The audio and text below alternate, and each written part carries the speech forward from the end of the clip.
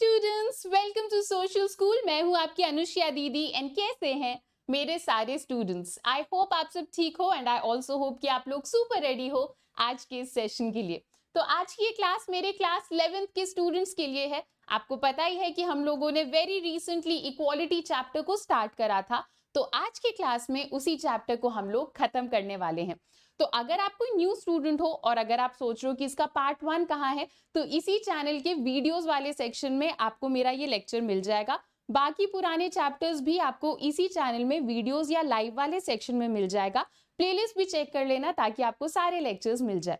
आगे बढ़ने से पहले जो भी न्यू स्टूडेंट्स हैं जल्दी से चैनल को सब्सक्राइब कर दो, क्योंकि पूरे साल इस चैनल पर ह्यूमैनिटीज की बहुत ही अमेजिंग तैयारी होने वाली है।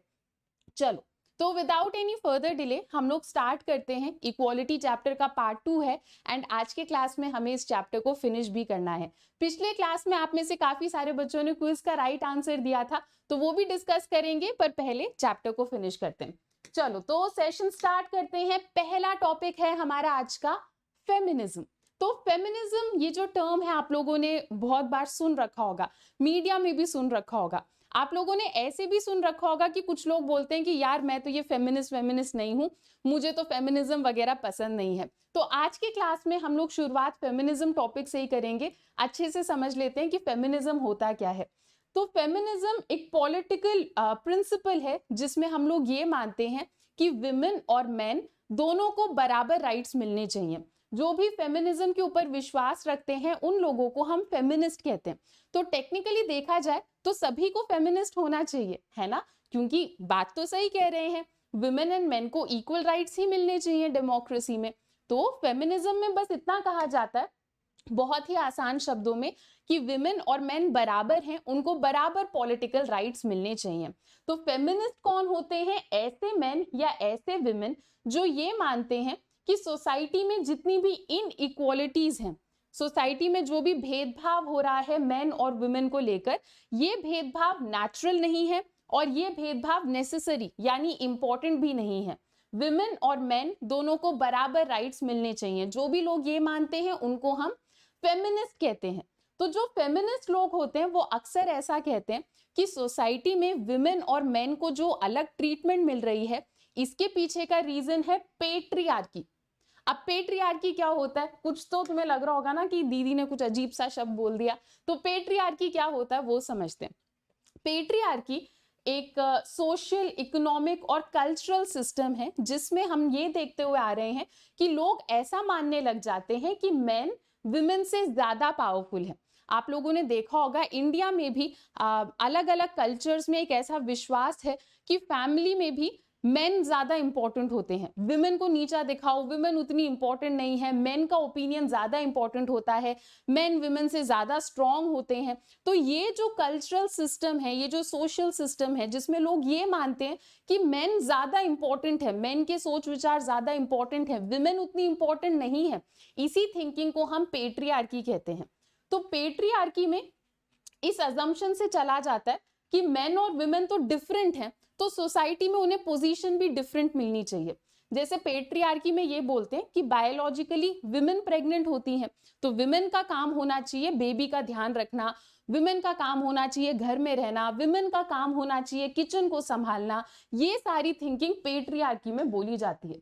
तो पेट्रियार्की में विमेन और मेन के लिए सेपरेट रोल्स डिसाइड कर दिए गए हैं कि विमेन तो क्या करेंगी, वो तो घर में रहेंगी, वो प्राइवेट और डोमेस्टिक यानी घर के मामलों को सॉर्ट करेंगी।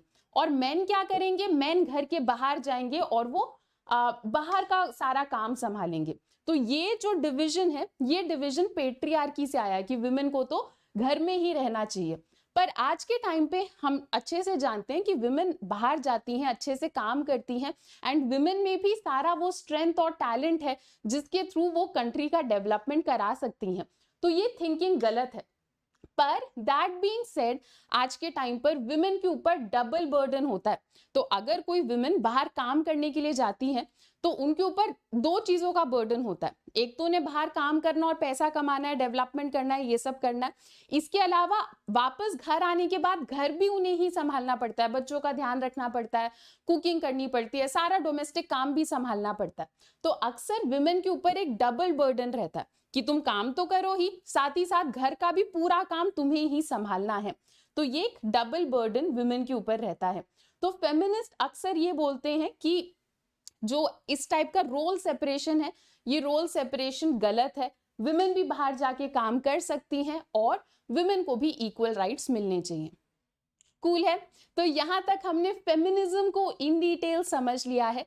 अब हम आगे बढ़ते हैं, दो और प्रिंसिपल्स हैं आपके चैप्टर में, उनको समझते हैं। तो एक है मार्क्सिज्म और एक है लिबरलिज्म। अभी ये दो समझेंगे। शुरुआत हम करते हैं मार्क्सिज्म से। तो कार्ल मार्क्स के बारे में तो आप लोग बचपन से पढ़ते हुए आ रहे हो, है ना, अब तो ये नाम भी याद हो गया होगा। तो कार्ल मार्क्स जो हैं वो 19वीं सेंचुरी के एक बहुत ही इंपॉर्टेंट थिंकर थे और उन्होंने पता है क्या बोला कि आपको पता है सोसाइटी में इतनी इनइक्वालिटी क्यों है? क्योंकि कुछ लोगों के पास प्राइवेट ओनरशिप है। ठीक है, तो कार्ल मार्क्स ने कहा कि सारी इनइक्वालिटी दुनिया में इसीलिए आ रही है क्योंकि प्राइवेट ओनरशिप है।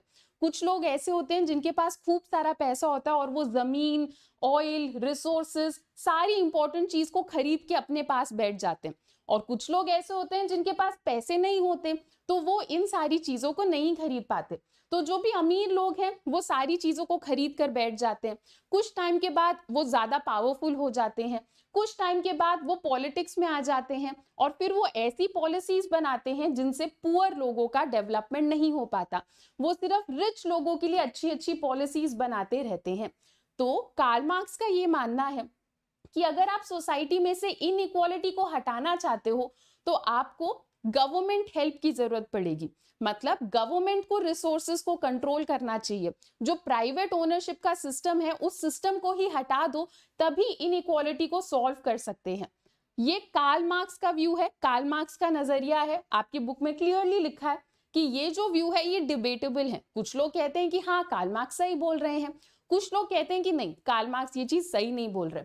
तो ये जो व्यू है कार्ल मार्क्स का ये थोड़ा डिबेटेबल है। लोग अक्सर डिबेट करते हैं कि यार ये चीज सही है, गलत है, क्या है। ठीक है, तो ये तो था हमारा मार्क्सिज्म। फेमिनिज्म हो गया, मार्क्सिज्म हो गया। आई होप आपको ये दो पॉइंट्स क्लियर हैं। अब हम आगे बढ़ते हैं, नेक्स्ट टॉपिक है हमारा लिबरल्स। ठीक है, लिबरलिज्म क्या होता है वो समझते हैं। तो जो भी लिबरल्स होते हैं ना वो ये कहते हैं कि हम लोग तो कंपटीशन के प्रिंसिपल के ऊपर विश्वास रखते हैं। तो बेसिकली लिबरल्स ये कहते हैं कि गवर्नमेंट को ना कुछ कुछ बेसिक अपॉर्चुनिटी सबको दे देनी चाहिए, है ना। जैसे सबको पढ़ाई दो, सबके हेल्थ का ध्यान दो, तो कुछ कुछ बेसिक नेसेसिटीज सबको दे दो। उसके बाद लोगों को आपस में compete करने दो। जो इंसान ज्यादा टैलेंटेड होगा वो सोसाइटी में ऊपर चला जाएगा, जो इंसान उतना टैलेंटेड नहीं है वो शायद जिंदगी में आगे नहीं बढ़ पाएगा।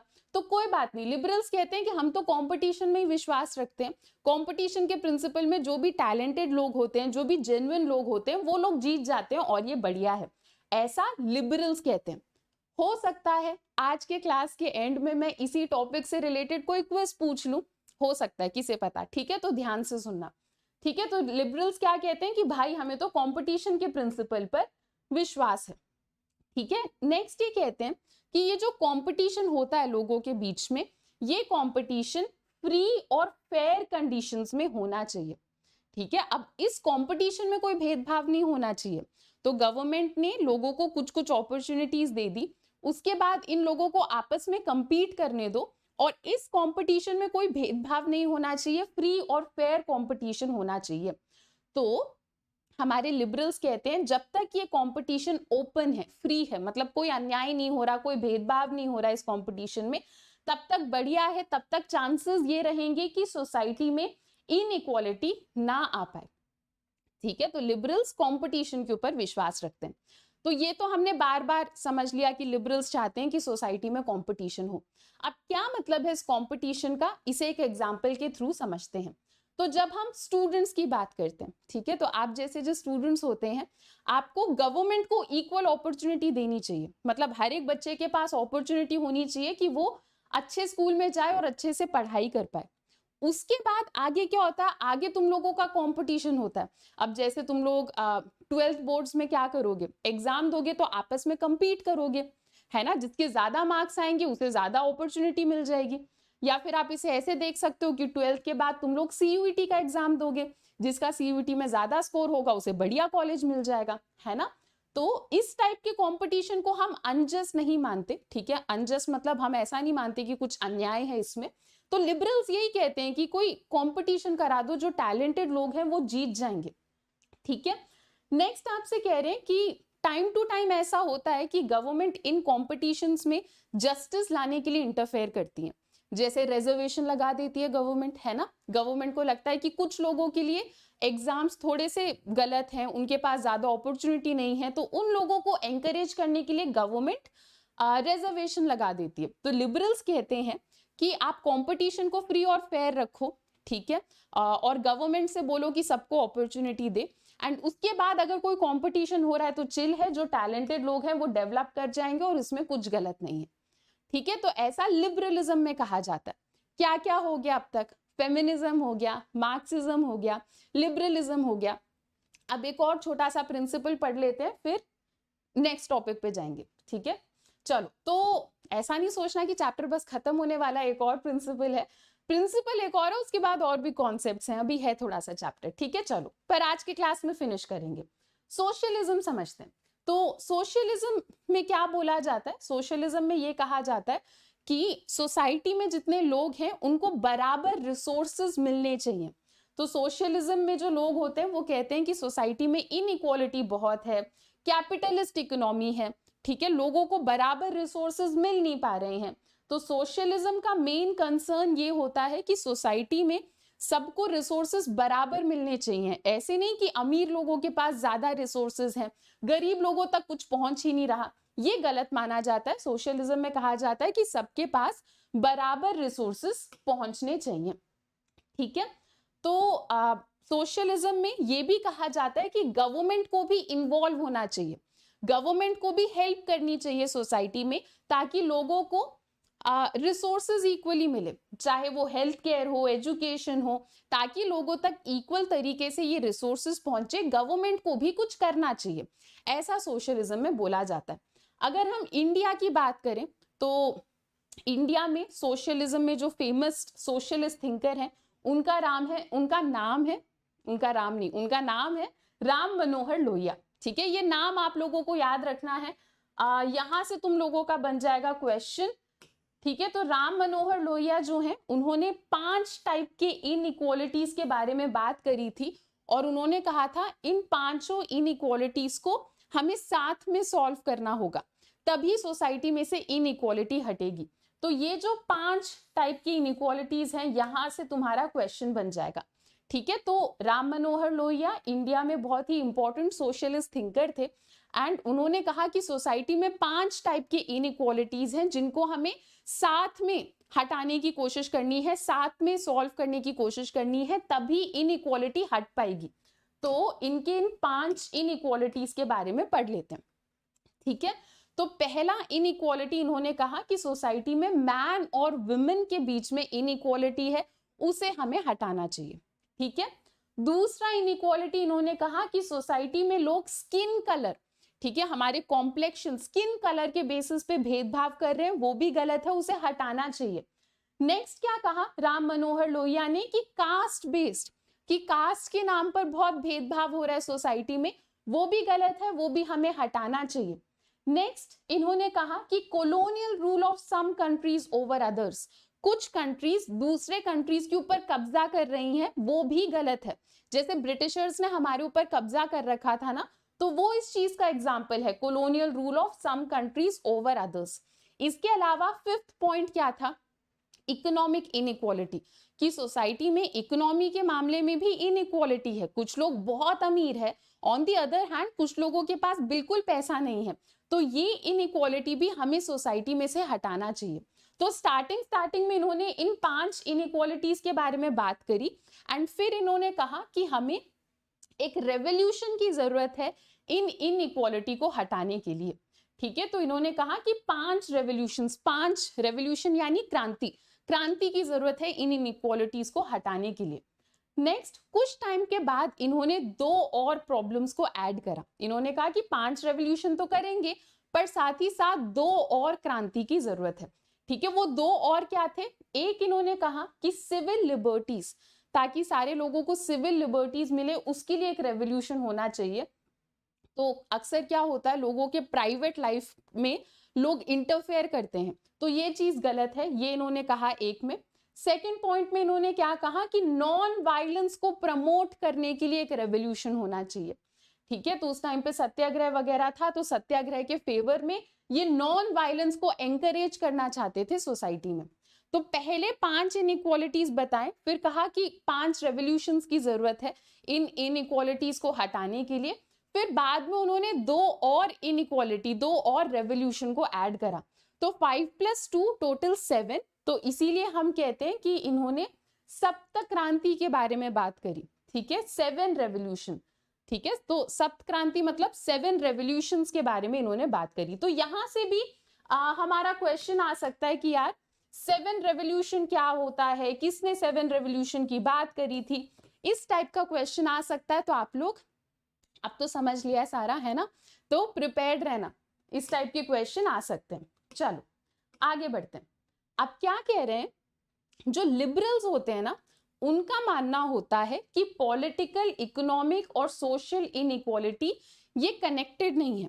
ठीक है, जो सोशलिस्ट लोग होते हैं, सोशलिस्ट लोग तो बोलते हैं कि यार पॉलिटिकल, इकोनॉमिक और सोशल इनइक्वालिटी ये सारी चीजें कनेक्टेड हैं, सबको साथ में हटाना होगा।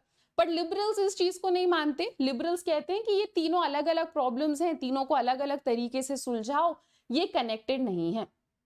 ठीक है, the problems for liberals is not inequality as such but unjust and entrenched inequality। ठीक है, तो जो लिबरल्स हैं वो कहते हैं कि इनइक्वालिटी तो चलो ठीक है बाद में सॉल्व करेंगे, पर अनजस्ट चीजें नहीं होनी चाहिए सोसाइटी में। ठीक है, तो अगर कोई अपने टैलेंट को डेवलप करने की कोशिश कर रहा है तो उसके साथ कुछ अन्याय मत करो, सबको बराबर अपॉर्चुनिटीज दो, ये लिबरल्स कहते हैं। ठीक है, तो यहां तक अभी हमने अलग अलग प्रिंसिपल्स को समझा, जैसे कि feminism, Marxism, liberalism, socialism. I hope यहां तक आप लोगों को कोई दिक्कत नहीं है। अब हम आगे बढ़ते हैं, नेक्स्ट टॉपिक है हमारा how can we promote equality. बहुत सारी चीजें पढ़ते हुए आ रहे हैं ना इक्वालिटी के बारे में। इस इक्वालिटी को हम सोसाइटी में प्रमोट कैसे कर सकते हैं, हम क्या कदम ले सकते हैं जिसके थ्रू सोसाइटी में इक्वालिटी बढ़े, इस चीज को हम इस टॉपिक में समझेंगे। ठीक है, तो इसमें हमारा पहला टॉपिक है एस्टैब्लिशिंग फॉर्मल इक्वालिटी। तो पहला तरीका जिससे हम सोसाइटी में इक्वालिटी ला सकते हैं वो क्या है, आप सोसाइटी में एक फॉर्मल इक्वालिटी लेकर आओ। फॉर्मल इक्वालिटी मतलब सबसे पहले तो फॉर्मल तरीके से ही बोलना स्टार्ट करो कि इनइक्वालिटी सोसाइटी में नहीं होनी चाहिए।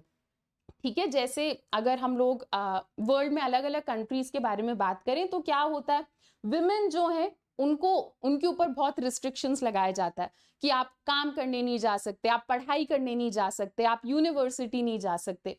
अगर हम इंडिया की बात करें तो इंडिया में तो कास्ट सिस्टम भी है। कास्ट सिस्टम में क्या होता था, लोअर कास्ट के लोगों के साथ बहुत ही बुरा ट्रीटमेंट करा जाता था, है ना, और जो अपर कास्ट के लोग होते थे उनके लिए सोसाइटी में सरवाइव करना बहुत आसान होता था। तो ये जो पॉइंट है कि फॉर्मल इक्वालिटी लाओ, इस पॉइंट में कहते हैं कि कम से कम फॉर्मली बोलना स्टार्ट करो कि ये चीज हमारे देश में नहीं चलेगी, इनइक्वालिटी हमारे देश में नहीं चलेगी। तो इसी के चलते हमने अपने संविधान में क्लियरली लिख दिया कि रिलीजन, रेस, कास्ट, सेक्स या प्लेस ऑफ बर्थ के बेसिस पर भेदभाव करना गलत है। अगर आप हमारे संविधान को अच्छे से पढ़ोगे तो आपको पता है कि हमारे कॉन्स्टिट्यूशन में ये तक बोल रखा है कि अनटचेबिलिटी अलाउड नहीं है, हमने अबॉलिश कर रखा है अनटचेबिलिटी को। और ये सिर्फ इंडिया की बात नहीं है, ज्यादातर जो मॉडर्न कॉन्स्टिट्यूशंस हैं उनमें आप देखोगे इक्वालिटी को एंकरेज करा जाता है। ये बोला जाता है कि सारे सिटीजन्स को हम बराबर ट्रीटमेंट देंगे, फर्क नहीं पड़ता उनका कास्ट क्या है, रेस क्या है, रिलीजन क्या है, जेंडर क्या है, जब तक आप एक कंट्री के सिटीजन हो आपको बराबर ट्रीटमेंट दी जाएगी। ठीक है, तो पहला स्टेप जिसके थ्रू हम इक्वालिटी ला सकते हैं वो क्या है कि तुम पहले फॉर्मल इक्वालिटी लाओ, फॉर्मली बोलना स्टार्ट करो कि देश में इनइक्वालिटी नहीं चलेगी। ओके, सेकेंड स्टेप क्या हो सकता है, equality through differential treatment. Differential treatment का क्या मतलब है, हमने पहले लेक्चर में भी डिस्कस करा था ना कि इक्वालिटी का मतलब ये नहीं होता कि आप सभी को सेम ट्रीटमेंट दिए जा रहे हो। कभी कभी सोसाइटी में हमें कुछ लोगों को अलग ट्रीटमेंट देनी पड़ती है ताकि सोसाइटी में इक्वालिटी आए। तो एक और तरीका जिससे हम इक्वालिटी ला सकते हैं वो क्या है, डिफरेंट ट्रीटमेंट लोगों को देना। ठीक है, तो इसका हम एक एग्जाम्पल उठाते हैं कि फॉर एग्जाम्पल मान लो एक हॉस्पिटल है। ठीक है, चलो यार टाइम आ गया है मेरी क्रिएटिव ड्राइंग का, तैयार हो जाओ तुम सब। ठीक है, तो मान लो ये एक हॉस्पिटल है। ठीक है, और ये हॉस्पिटल का एंट्रेंस है। तो मान लो यहाँ पर ऐसे सीढ़ियां बनी हुई हैं हॉस्पिटल के अंदर जाने के लिए। ठीक है, पर साइड में हमने क्या करा, हमने एक रैंप लगा दिया ताकि अगर कोई पर्सन व्हील चेयर पे आता है तो वो तो सीढ़ियों से नहीं आ पाएंगे, वो इस रैंप से आ सकते हैं। ठीक है, तो इस केस में क्या है, हम सिटीजन्स को अलग ट्रीटमेंट दे रहे हैं। ऐसे सिटीजन्स जो चल सकते हैं, तुम लोग सीढ़ियों से आ जाओ। ऐसे सिटीजन्स जिनको स्टेप से दिक्कत है, आप लोग रैंप से आ जाओ। तो डिफरेंट ट्रीटमेंट दे रहे हैं। पर इसका मतलब ये तो नहीं है कि सोसाइटी से हमने इक्वालिटी को हटा दिया, बल्कि ये तो अच्छी चीज है। इससे तो सोसाइटी और इक्वल हो पा रही है, सारे लोग हॉस्पिटल जा पा रहे हैं, है ना। तो कभी कभी लोगों को हमें सेपरेट ट्रीटमेंट देना पड़ता है, अलग ट्रीटमेंट देना पड़ता है इक्वालिटी को प्रमोट करने के लिए। एक और एग्जाम्पल उठाते हैं, जैसे हम लोग बोलते रहते हैं कि विमेन को काम पर जाना चाहिए, है ना। पर हमें ये भी पता है कि विमेन के लिए सोसाइटी उतनी सेफ नहीं है ना। अगर एक मैन रात को 10 बजे ऑफिस से घर आ रहा है तो शायद उसे उतना डर नहीं लगेगा। पर अगर एक विमेन घर से ऑफिस से घर आ रही हैं रात को 10-11 बजे, तो उन्हें बहुत डर लगेगा कि यार बहुत ही बिल्कुल भी सेफ एनवायरनमेंट नहीं है ना। तो ऐसे में अगर कोई कंपनी औरतों के लिए एक इनिशिएटिव ले रही है कि हम लोग क्या करेंगे, हम कैब अरेंज करेंगे और औरतों को हम लोग घर छोड़ेंगे रात को, ताकि उन्हें ऐसा फील ना हो कि सेफ नहीं है वर्क एनवायरनमेंट, तो ये कुछ गलत नहीं है ना। सिमिलरली जो विमेन है, हमें पता है कि विमेन बायोलॉजिकली डिफरेंट है। तो अगर हम औरतों के लिए ये बोल दें कि आप लोगों को हम मैटरनिटी लीव देंगे, आप काम करो पर हम आपको मैटरनिटी लीव देंगे, तो इसमें कुछ गलत नहीं है, बल्कि ये तो अच्छा है। इससे हम विमेन को प्रमोट कर पा रहे हैं कि आप लोग काम पे आया करो, है ना। तो कभी कभी जब हम लोगों को डिफरेंट ट्रीटमेंट देते हैं तब इक्वालिटी बढ़ती है। तो यही आपको समझाया जा रहा है डिफरेंशियल ट्रीटमेंट वाले पॉइंट में। बाकी तो यार ये क्वेश्चन जब भी आएगा मुझे लगता है तुम्हारे दिमाग में ये मास्टरपीस जैसी ड्राइंग आ जाएगी, अब तुम इसे संभाल लोगे इस क्वेश्चन को। ठीक है, कि कभी कभी डिफरेंट ट्रीटमेंट देना होता है हमें लोगों को। ये पता है, एक और एग्जाम्पल से आप समझ सकते हो। जैसे मान लो बहुत सारे एनिमल्स हैं। ठीक है, एक फिश है और एक मंकी है, एक एलिफेंट है। चलो 3 ही रखते हैं, ठीक है, वरना मैं खुद भूल जाऊंगी क्या क्या एनिमल्स बोले थे मैंने। मंकी, एलिफेंट और फिश। हम एक टेस्ट रख रहे हैं ये देखने के लिए कि कौन सा एनिमल बेस्ट है। ठीक है, और हम एक पेड़ ले आए, ठीक है, हम एक ट्री ले आए और हमने कहा कि जो भी एनिमल इस ट्री को सबसे तेजी से चढ़ेगा वो एनिमल बेस्ट है। तो बेचारी मछली तो देखो कुछ नहीं कर पाएगी, है ना। मंकी तो बहुत तेजी से चढ़ जाएगा, और एलिफेंट भी बेचारा पेड़ पे तो नहीं चढ़ पाएगा। पर इसका मतलब ये तो नहीं है कि सही में मंकी बेस्ट एनिमल है ना। एलिफेंट भी बढ़िया है, फिश भी बढ़िया है, पर हमें ये समझना है कि तीनों अलग हैं, है ना। तो तीनों को हमें अलग अलग ट्रीटमेंट देनी चाहिए। तो बस इतना ही है डिफरेंशियल ट्रीटमेंट में। ठीक है, वो तो बढ़िया, मैंने हाथी वाती बनाया नहीं, वरना ट्रॉमा हो जाता तुम लोगों को ड्राइंग देखकर। चलो ठीक है, तो ये डिफरेंशियल ट्रीटमेंट हो गया। एफर्मेटिव एक्शन में आ जाओ अब। ठीक है, एफर्मेटिव एक्शन का क्या मतलब होता है। एफर्मेटिव एक्शन का मतलब है कि सिर्फ फॉर्मली बोलना काफी नहीं है, सिर्फ संविधान में अच्छी अच्छी चीजें लिख देना कि भाई हम इक्वालिटी देंगे, सिर्फ ऐसे फॉर्मली बोलना काफी नहीं है। तुम्हें सोसाइटी में कोई पॉजिटिव एक्शन लेना होगा, तभी इक्वालिटी आएगी। ठीक है, एफर्मेटिव एक्शन मतलब कोई पॉजिटिव एक्शन। तो जब तक तुम अपनी तरफ से कोई पॉजिटिव एक्शन नहीं ले रहे तब तक इक्वालिटी नहीं आएगी। ठीक है, तो एफर्मेटिव एक्शन के टॉपिक में तुम्हें बता रखा है कि इनइक्वालिटी जैसी चीजें हमारे सोसाइटी में डीपली बसी हुई हैं, तो उनको हटाने के लिए आपको कोई पॉजिटिव स्टेप लेना पड़ेगा, तभी सोसाइटी में से इनइक्वालिटी हटेगी। ठीक है, ज्यादातर जो हमने पॉजिटिव स्टेप्स लिए हैं उससे हम क्या करते हैं, बहुत पुराने जो हमारे इनइक्वालिटी के रूट्स हैं हम उन्हें हटाने की कोशिश करते हैं। जैसे कि कास्ट सिस्टम हो गया, है ना। तो कास्ट सिस्टम क्या है, ये एक ऐसा सिस्टम है जो इंडिया में बहुत पहले से चलता आ रहा है, बहुत डीपली इनकॉर्पोरेटेड है। तो हमें उसे हटाने के लिए कोई एफर्मेटिव एक्शन लेना चाहिए। एफर्मेटिव एक्शन में क्या क्या आ जाता है, जो डिसएडवांटेज कम्युनिटीज हैं, अगर हम उनको कोई स्पेशल फैसिलिटी दे रहे हैं, अगर हम उनको स्कॉलरशिप दे रहे हैं, तो ये सारी चीजें एफर्मेटिव एक्शन में आ जाती हैं। हमारे कंट्री में कौन सा एफर्मेटिव एक्शन चल रहा है, तो बेस्ट एग्जाम्पल हमारे कंट्री के एफर्मेटिव एक्शन का होगा रिजर्वेशन। तो आप सबको पता है कि सोसाइटी में कुछ कम्युनिटीज को हमने रिजर्वेशन दे रखा है ताकि वो लोग, उन लोगों को भी हम एंकरेज कर पाए और वो लोग भी बढ़िया तरीके से हर एक चीज में पार्ट ले पाए। ठीक है, अब ये जो पॉलिसी है पूरी, ठीक है, रिजर्वेशन की जो पॉलिसी है, it is very debatable.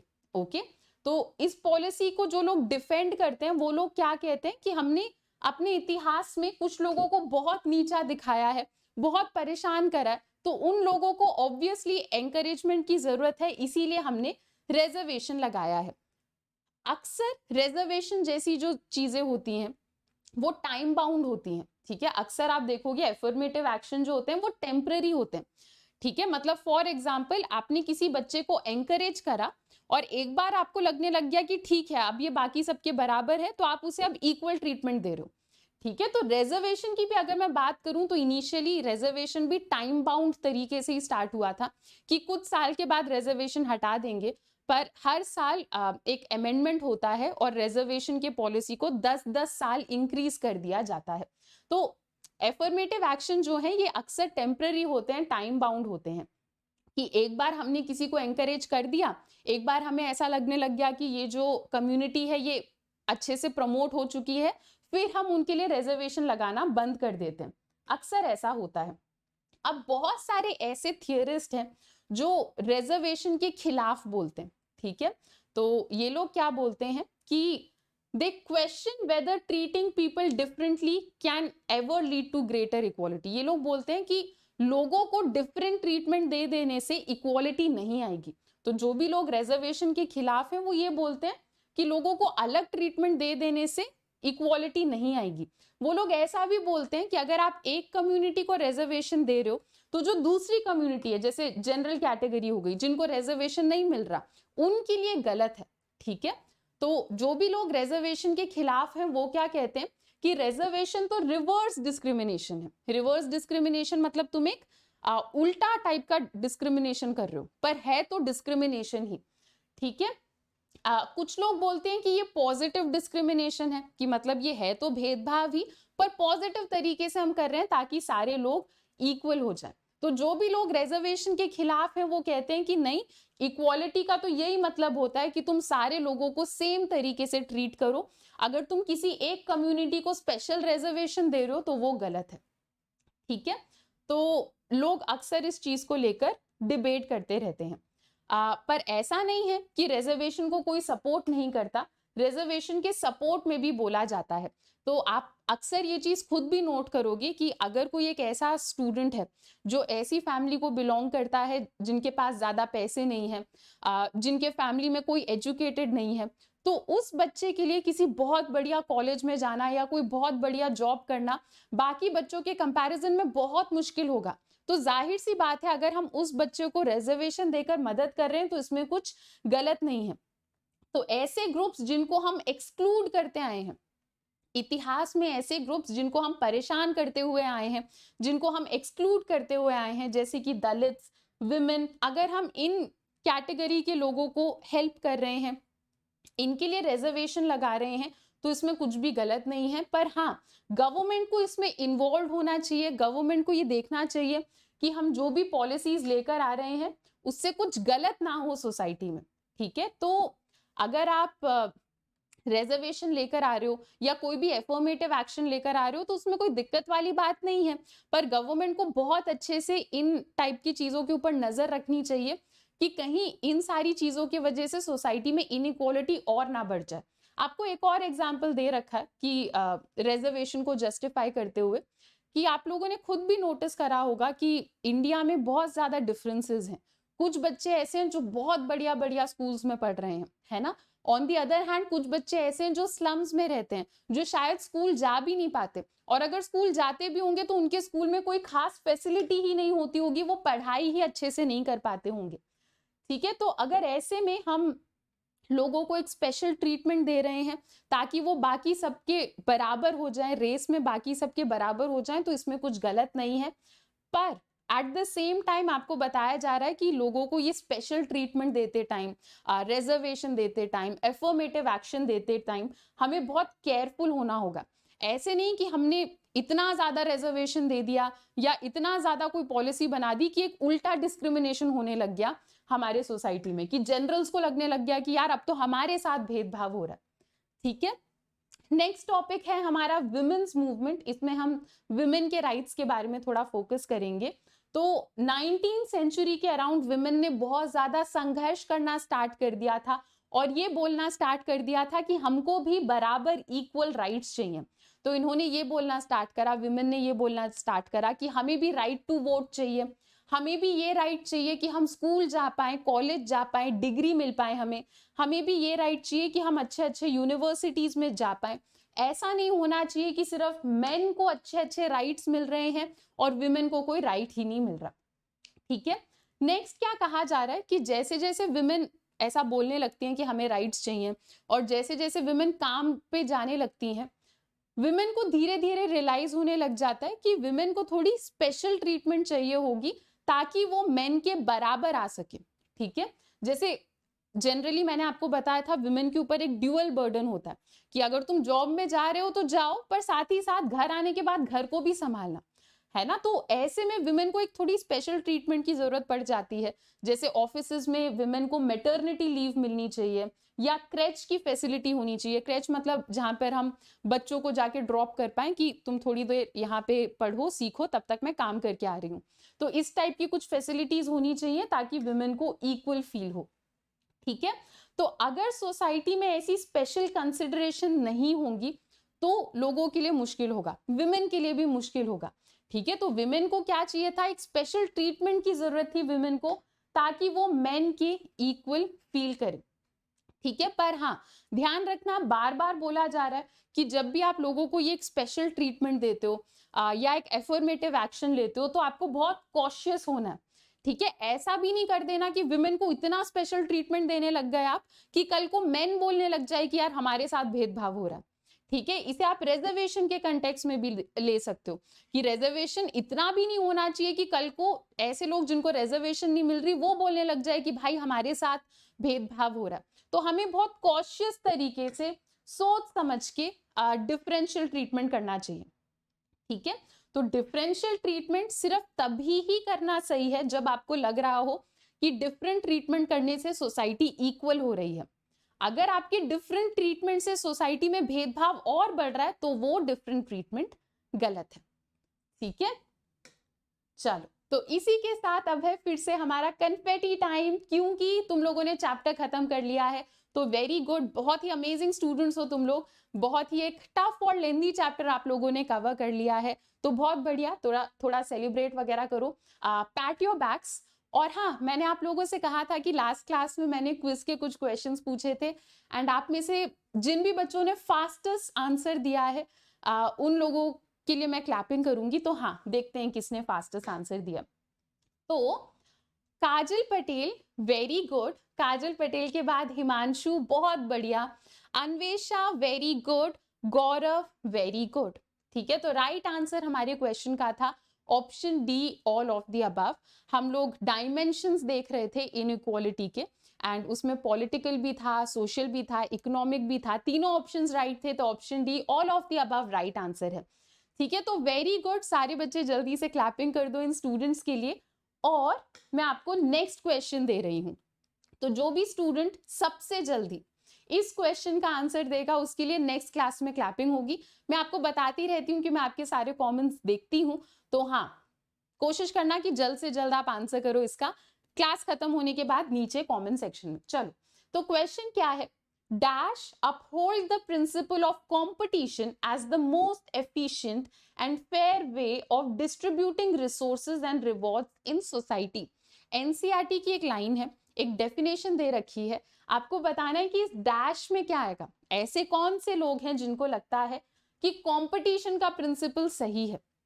Option A liberals, option B Marxist, option C feminist या फिर अगर आपको लग रहा है कि यार तीनों ऑप्शन गलत हैं तो option D, none of the above. जल्दी जल्दी सब लोग आंसर बताओ कमेंट सेक्शन में।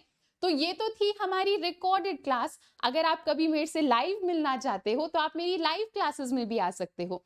तो मेरी फ्री लाइव क्लासेस भी होती हैं, अक्सर मंडे, वेडनेसडे, फ्राइडे और संडे होती हैं ये क्लासेस। क्लास 11th का टाइमिंग रहता है 7 PM। अगर आपको इन क्लासेस का लिंक चाहिए तो आपको हमारे चैनल के कम्युनिटी सेक्शन में मिल जाएगा, या फिर आप हमारे टेलीग्राम को भी ज्वाइन कर सकते हो। वहां पर भी क्लासेस होने से पहले मैं रोज आपको लिंक भेजती हूँ। इन फ्री क्लासेस को ज्वाइन करने के लिए आपको एक कोड यूज करना है जो कि है अनुष्या। इसके अलावा आप लोगों ने डिमांड करी थी कि आपको ह्यूमैनिटीज का एक ऑर्गेनाइज डेडिकेटेड बैच चाहिए जहां पर आप एकदम नेक्स्ट लेवल की तैयारी कर पाओ। तो हम लोग आपके लिए वो बैच लेकर आ चुके हैं। हमारे बैच का नाम है इंसेप्शन बैच। तो अगर आप उस बैच को ज्वाइन करने में इंटरेस्टेड हो तो उस बैच का लिंक आपको इसी वीडियो के डिस्क्रिप्शन में मिल जाएगा। मैक्सिमम डिस्काउंट्स के साथ उस बैच को ज्वाइन करने के लिए मेरा नाम ही काफी है। आपको कोड यूज करना है अनुष्या, ताकि आपको अनअकैडमी में सबसे ज्यादा डिस्काउंट्स मिले। तो ये हमारा टेलीग्राम चैनल है। टेलीग्राम चैनल का भी लिंक आपको वीडियो के डिस्क्रिप्शन में मिल जाएगा। वहां से आप हमारे टेलीग्राम चैनल को भी ज्वाइन कर सकते हो। ओके स्टूडेंट्स, तो आज मेनली मुझे आप लोगों को यही कराना था। एक और चैप्टर हमने फिनिश कर लिया है। ऐसे ही हम लोग स्मूथली, बहुत ही आराम से, कूल तरीके से बाकी चैप्टर्स को भी फिनिश करते रहेंगे। अगर आपको ये क्लास अच्छी लगी तो वीडियो को लाइक करो and show some love and support in the comment section. चलो स्टूडेंट्स, तो अभी के लिए इतना ही। मिलते हैं अपने नेक्स्ट क्लास में। Till then, bye bye, take care and thank you.